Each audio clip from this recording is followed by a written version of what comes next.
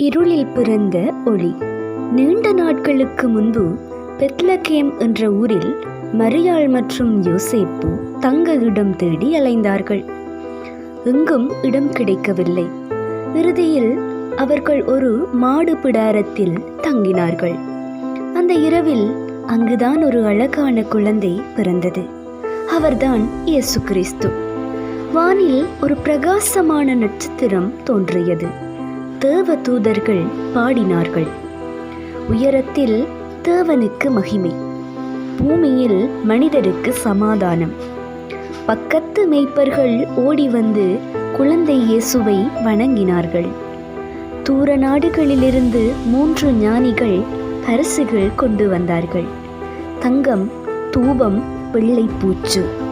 மாடு பிடாரத்தில் பிறந்த அந்த சின்ன குழந்தை இன்றைக்கு உலகம் முழுவதும் அன்பு, அமைதி, மன்னிப்பு என்பதின் சின்னமாக இருக்கிறார். இயேசு நமக்கு கற்றுக் கொடுத்தது அன்பு, தாழ்மை, மன்னிப்பு.